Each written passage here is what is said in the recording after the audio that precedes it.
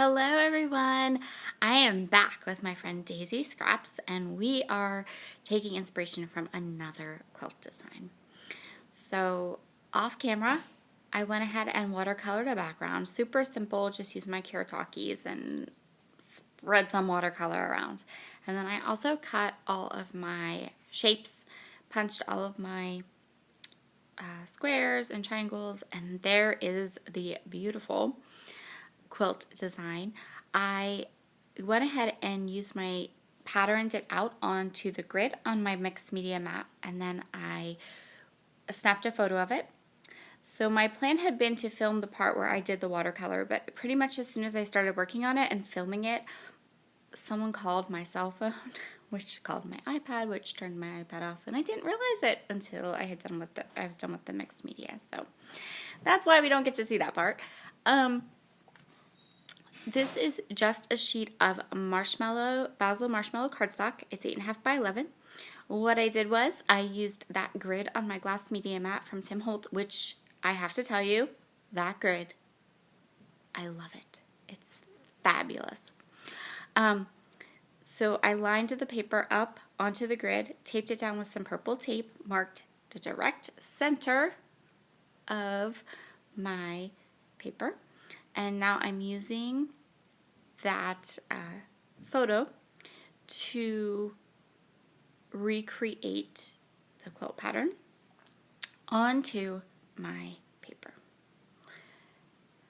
This made it really easy, I have to tell you. So this is all 1-inch squares, nothing fancy. I punched a bunch of them out using some of the 6x6 paper that came in my Traveler's Notebook Clique Meadow kit, which is very travel themed, but I'm going to mix it with other products from my Clique Meadow, oh my word, metal, you know, it's morning, Meadow kit, and it's going to, I think it seamlessly works together. So I just punched a whole bunch of 1-inch circles. I'm using my Nuvo adhesive. I'm following my pattern that I had snapped a photo of and just getting to work here. So I'm just gluing and sticking and following the pattern. I'm sorry for the funky lights and the glare. It's because my phone's on. But I really wanted to show you how you can, before you commit to a quilt design, you can use technology, your phone, and any kind of a mat to kind of map out what you're doing. And so when I started to glue down these pieces, I knew they were going exactly where they needed to go. And because I'd already tried them, I'd already trimmed the shapes if there were gaps, and that helped immensely to be able to really recreate this quilt design on my layout. If you would like to be inspired by a quilt design and recreate one on your layouts, the best advice I can give you is to find a pattern online. Pinterest is great for these, and if you find a pattern, they're gridded out for you. And what you can do is you can take that pattern and just interpret each of those squares as a 1-inch square punch, and then you can cut things in half. And once you have that pattern and your 1-inch squares cut, then you can easily just follow it.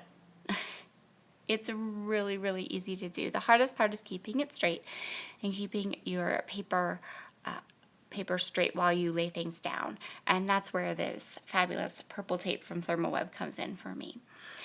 All right, so I'm just going to continue here lining up these 1-inch squares and getting my pattern completed. So in the end, it looks really complicated. It almost looks like a 3D shape, but when I was doing it, so when I was gluing it down, I wasn't thinking about it as a whole. I was only thinking about the next square. So I kind of broke this down into squares and triangles. And then even I was super duper excited when I took everything off and it was finished. Now, unfortunately, I missed a corner.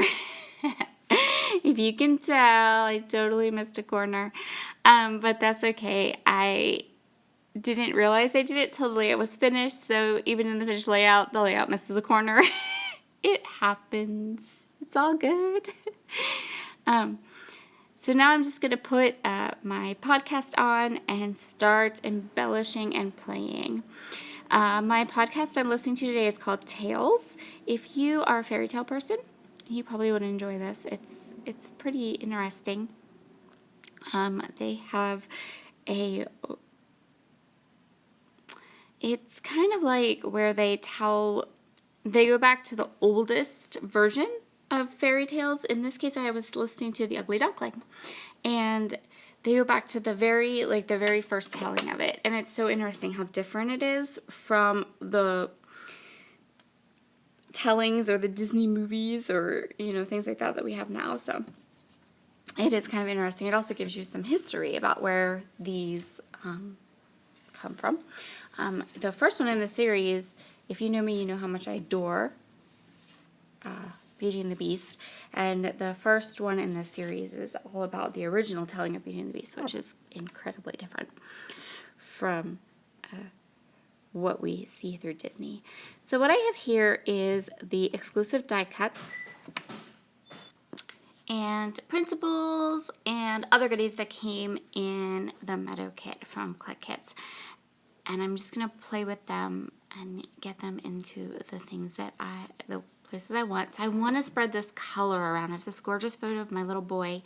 It's when we were shopping for flowers in May. And he's just sitting by this pond that they have there with little water lilies and stuff. And I think he was looking at frogs or something. So I just have this really pretty photo. I actually have a couple photos from this day still to scrap that I really, really love. And I just want to bring in these color, and I love the die cuts. I'm using tons of the exclusive die cuts that came in the Meadow kit to add just a touch of whimsy and pop of color to my layout because I think they're beautiful. And then I have a little bit of journaling down at the bottom that I'm going to do.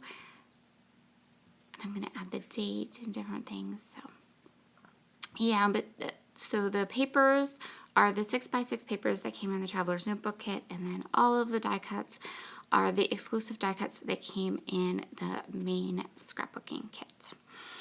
And I really have been enjoying kind of mixing this kit up. If you watch my unboxing, you'll know that they don't really seem to go together, but once you start to work with them and you start to pull some colors out, they're really working well together, I think. So I'm super happy about that. And having that Traveler's Notebook kit is giving me some of the smaller kind of patterns that you need in a kit to provide things like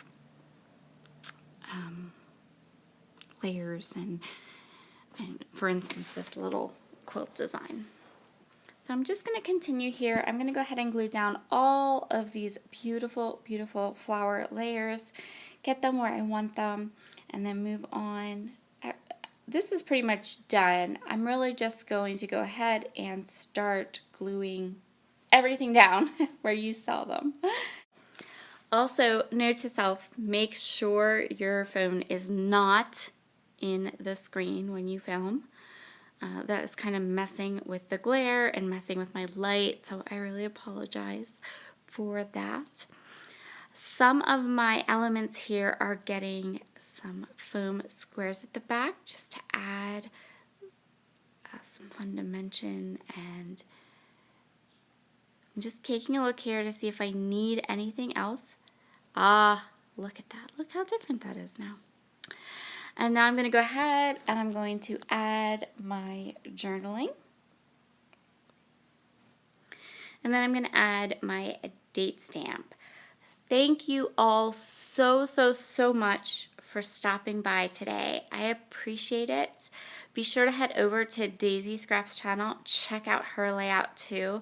I've seen it. It's fabulous and so, so, so, so cute. Have a wonderful, wonderful day, and I will see you all again very, very